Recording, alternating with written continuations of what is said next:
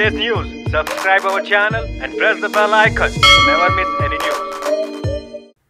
നമസ്കാരം, ഇത് filmy beat Malayalam. മലയാള സിനിമയിൽ നായകനായി പ്രണവ് മോഹൻലാൽ അരങ്ങേറാൻ ഒരുങ്ങുകയാണ്. ദീർഘകാലമായി മലയാള സിനിമാ ലോകം ഈ എൻട്രിക്കായി കാത്തിരിക്കുകയാണ്. ഒടുവിൽ സിനിമാ ലോകം കാത്തിരുന്ന ആ എൻട്രിക്ക് അരങ്ങൊരുങ്ങിയിരിക്കുന്നു. പ്രണവ് മോഹൻലാൽ നായകനായ സിനിമയുടെ പൂജ തിരുവനന്തപുരത്ത് വെച്ച് നടന്നു. ഒപ്പം ചിത്രത്തിന്റെ ടൈറ്റിൽ പ്രകാശനവും. ആശീർവാദ് സിനിമാസിന്റെ ബാനറിൽ ആന്റണി പെരുമ്പാവൂർ നിർമ്മിച്ച ജീത്തു ജോസഫ് സംവിധാനം ചെയ്യുന്ന ചിത്രത്തിന് പേരിട്ടിരിക്കുന്നത് ആദി എന്നാണ്. Some lies can be deadly എന്നാണ് ചിത്രത്തിന്റെ ടാഗ് ലൈൻ. മോഹൻലാലിനും പ്രണവിനുമൊപ്പം ഒട്ടേറെ പ്രമുഖർ ചടങ്ങിൽ പങ്കെടുത്തു. ഒന്നാമൻ, പുനർജനി എന്നീ സിനിമകളിൽ ബാലതാരമായി അഭിനയിച്ച പ്രണവ് നായകനായി അരങ്ങേറുന്ന സിനിമയുടെ രചനയും ജിത്തു ജോസഫാണ്. 6 മാസത്തിലേറെയായി ജിത്തു ജോസഫ് ചിത്രത്തിനായി പ്രണവ് ആരോഗ്യം ക്രമീകരിക്കുകയായിരുന്നു. വിദേശത്ത് പാർക്കർ പരിശീലിക്കുകയും ചെയ്തു. ഫാമിലി ആക്ഷൻ ത്രില്ലറാണ് സിനിമയെന്നാണ് ജിത്തു ജോസഫ് നേരത്തെ പറഞ്ഞിരുന്നത്.